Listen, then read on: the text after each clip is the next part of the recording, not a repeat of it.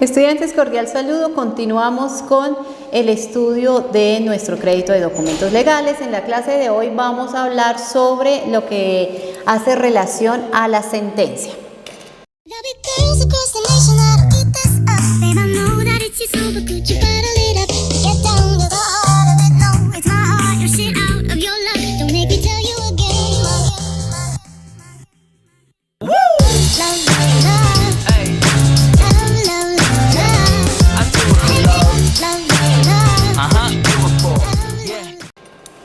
Como ustedes lo han venido manejando a través de los créditos de derecho, han tenido relación con estos documentos que se denominan sentencias. Sin embargo, en el día de hoy vamos a especificar ciertas características, su clasificación, algún contenido, requisitos indispensables para ello. Y para comenzar tenemos que decir que la palabra sentencia proviene del latín sentetia, que hace relación a una impresión u opinión que una persona defiende o apoya. En ese orden de ideas, entendemos que una sentencia es una relación de carácter jurídico, es una resolución de carácter jurídico que expresa una decisión definitiva sobre un proceso de cualquier área, llámese laboral, penal, comercial, civil, en fin, mediante la cual se da por finalizado un litigio o un pleito que venía presentándose por las partes.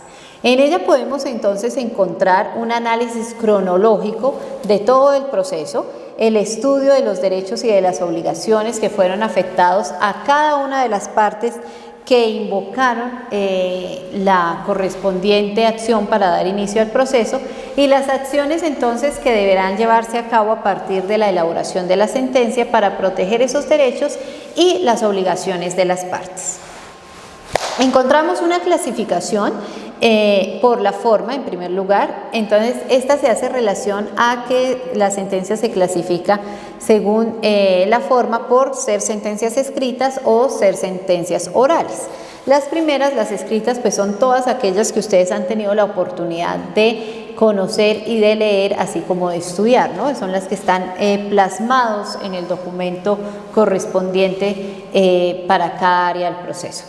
Asimismo, las sentencias orales pues son las que se dicen en la correspondiente audiencia. Se da por lo general un sentido de fallo, pero con posterioridad se viene a plasmar ese sentido de fallo en el documento escrito. Por eso decimos que no siempre es posible esa sentencia oral, sino que aplica por lo general solo para algunos procesos. La segunda clasificación es según la posibilidad de impugnación. Entonces encontramos ahí las sentencias que se encuentran en firme y las sentencias que no están en firme. Las primeras son aquellas que no pueden ser objeto de ser recurridas, es decir, que no admiten ningún recurso como tal. Ya la decisión que se tomó en esa instancia pues es la definitiva y no se puede llegar a operar ninguna otra, ¿no? Hablábamos en clase hablábamos precisamente de esa figura que por lo general es la que crea ese choque de trenes entre las diferentes cortes, ¿no? Entonces hay una sentencia emitida por la Sala Civil de la Corte Suprema de Justicia y de pronto las partes o la parte vencida no queda de acuerdo con esa sentencia, con esa decisión y como ya no hay recurso, entonces lo que acuden en la mayoría de veces es a la acción de tutela alegando que ha habido una vulneración a un derecho fundamental y en este orden de ideas entra a conocer la otra jurisdicción y ahí viene el choque y el enfrentamiento entre estas dos decisiones que se van a tener que una estudiar y la otra tomar y decidir sobre la misma.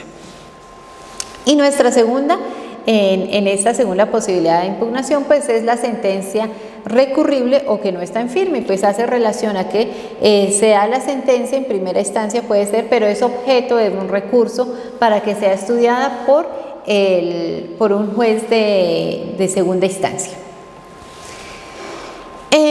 La tercera clasificación tenemos en función de su contenido y sus efectos, entonces encontramos que son determinativas, declarativas, condenatorias o absolutorias. Las primeras, las determinativas, son las que finalizan, crean o modifican una situación jurídica. Entonces poníamos de ejemplo en clase aquellas sentencias que hablan del divorcio. Ahí están modificando la situación jurídica de las dos personas que acuden, en este caso los esposos, con el fin de llevar a cabo su divorcio. Entonces ya cambia su estado civil de ser casados a estar separados, ahí ya se modifica porque ha habido sentencia para llevar a cabo la cesación de los efectos civiles que se dan en el matrimonio católico, cuando es en matrimonio católico, o simplemente la cesación de efectos civiles, el divorcio como tal, cuando estamos enfrente de un matrimonio civil. Las declarativas es cuando se reconoce el derecho que se encuentra en litigio en el proceso respectivo. Entonces poníamos de ejemplo esos procesos donde se está alegando un derecho de pertenencia.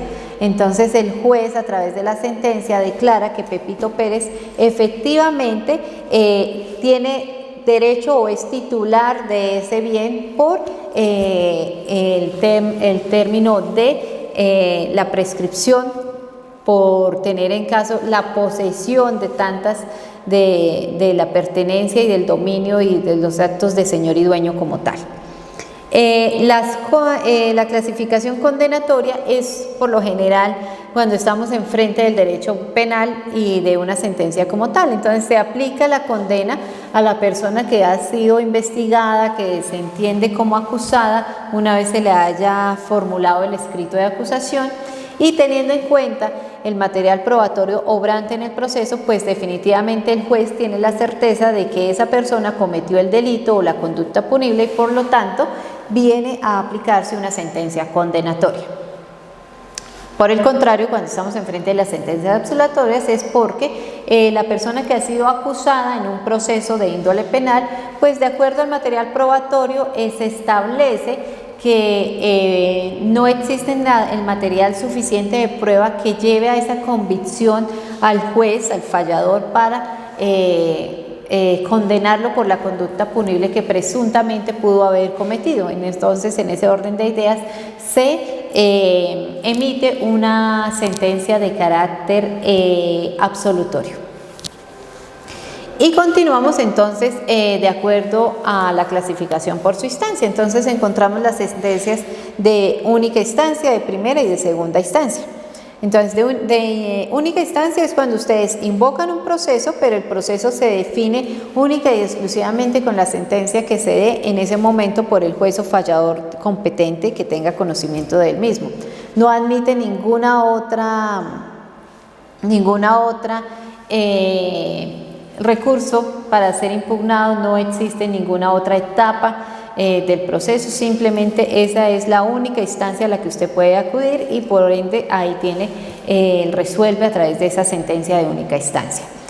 Ya las sentencias de primera instancia pues admite que la persona que no está conforme con la decisión tomada por el juez o por el fallador pueda recurrir esa sentencia para que la venga a conocer el funcionario de superior jerarquía que el que emitió la sentencia. Y de segunda instancia vuelve a ocurrir lo mismo, solo que viene a conocer una tercera instancia, por llamarlo así, que vendría a ser la Corte Constitucional, Corte Suprema, de acuerdo, el Consejo de Estado, de acuerdo a la jurisdicción o al proceso en sí que se esté demandando y se esté alegando. Los requisitos formales de toda sentencia tenemos en primer lugar el encabezamiento, segundo los antecedentes de hecho y los hechos probados y tercero fundamentos de derecho, por último la parte dispositiva y el fallo. El primer requisito formal de toda sentencia es el encabezamiento. Entonces acá venimos a encontrar los datos relacionados sobre el lugar, la fecha, número de procedimiento, identificación de las partes, de los abogados, la corporación que está emitiendo la sentencia, en fin. En segundo lugar empezamos a encontrar los antecedentes de hecho y los hechos probados. Entonces en este ítem lo que encontramos es que se explica de forma literal las peticiones de las partes que intervienen en el proceso y se expresa realmente lo ocurrido según el criterio del juez y las pruebas existentes. Posteriormente vamos a encontrar otro requisito formal que hace relación a los fundamentos del derecho. Y en esta parte es importante porque debe ir de manera ordenada en párrafos separados y previamente numerados, donde se explique cada uno de los argumentos jurídicos que han motivado la resolución en favor de una de las partes. Y por último encontramos la parte dispositiva y el fallo, que es donde se establece o contiene mejor la decisión del fallo del juez y se determina el futuro de la parte vencida como tal o de la parte que tiene el derecho. Importantísimo en estos requisitos formales es establecer que toda sentencia siempre debe estar firmada por el juez o el magistrado que la emite. Asimismo, se debe informar en caso de que se aplique o sea viable aquellos aquellos recursos ordinarios de los cuales la parte vencida pueda llevar a cabo y a bien interponer. Y por último, es importante señalar que la sentencia es aquella figura que pone fin al proceso como tal. Es obligatoria en lo que resuelve y en lo que decide hasta tanto no se tenga un segundo fallo o un tercer fallo según sea correspondiente. Se adopta por la mayoría de votos cuando estamos hablando de los magistrados, de las cortes o de los tribunales, porque cuando estamos en aquellos juzgados donde solamente está el fallador, el juez municipal, el juez del circuito, el juez de promiscuo, pues solamente él es el que dicta la sentencia, ¿no? Pero cuando ya estamos en instancias de tribunales y de cortes como tal, pues ya viene un conjunto de magistrados que son los que toman la decisión sobre determinado caso. Es importante señalar que no siempre esos magistrados están de acuerdo con la decisión que sale en el resuelve de la sentencia. Entonces, cuando esta